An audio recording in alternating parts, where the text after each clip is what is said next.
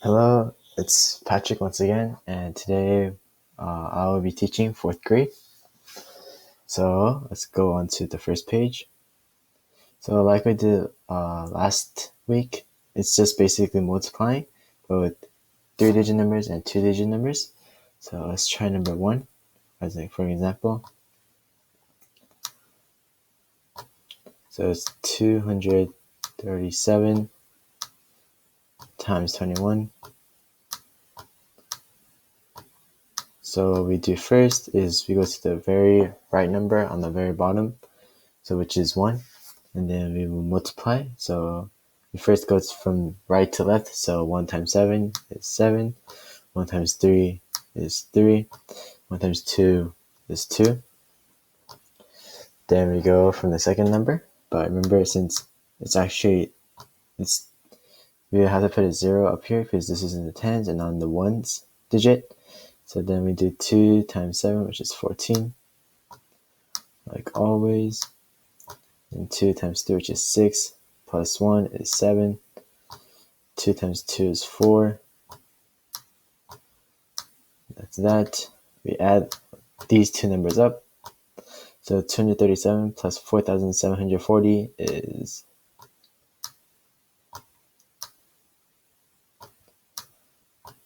4,977.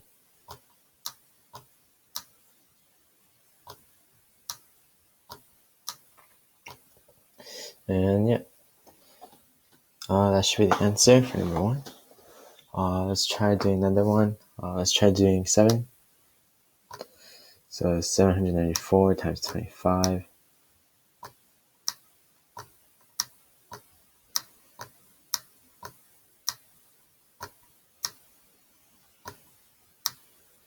So first we do 5 times 4, which is 20.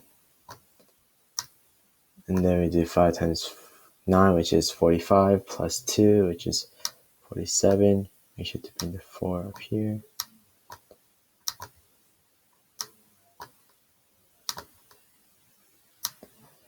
And then we do 5 times 7, which is 35, plus the 4, which is 39.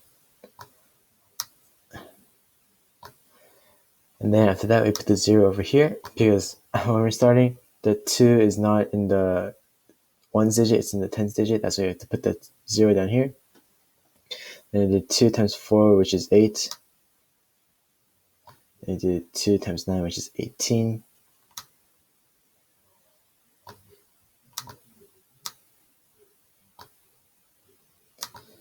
Put the 1 over here. Then we do 2 times 7, which is 14, plus another 1 is 15. And then you have to add these two numbers up. And then you should get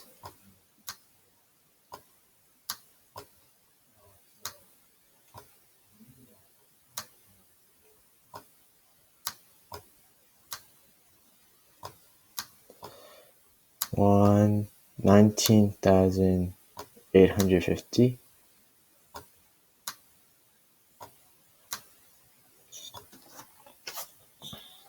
Okay.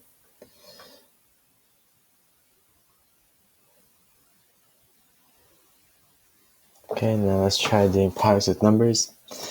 Or multiplying with money. So basically, this is the same thing as we did over here, but except now we have decimals. Okay, so let's try doing number 9. So number 9 says 53.1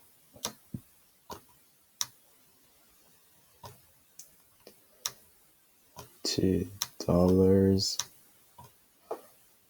times 3. Okay. So what we do here is we do the same thing. Basically, we multiply from right to left. So 3 times 2 is 6. 3 times 1 is 3. 3 times 3 is 9. And 3 times 5 is 15. Okay. Now, the rule for multiplying with decimals is, so if it goes 1, 2 to the right, So basically so decimal is 1, 2 to the left from the end. So we basically do the same thing. So we do 1, 2. And then we add the decimal dollar, the dollar sign. So the answer would be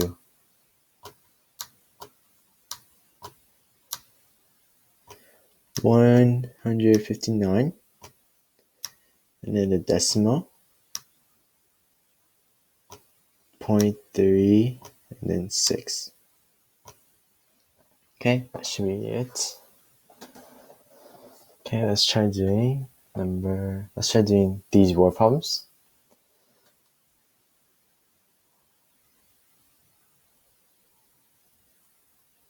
Okay, so let's try number 3. So Elena bought 5 stamps each day from the post office. How many stamps does she have in 11 days? So on the first day, she'll have 5 because she bought 5. Second day, she'll have 5 from this day plus the 5 that she will buy, which equals 10. And coincidentally enough,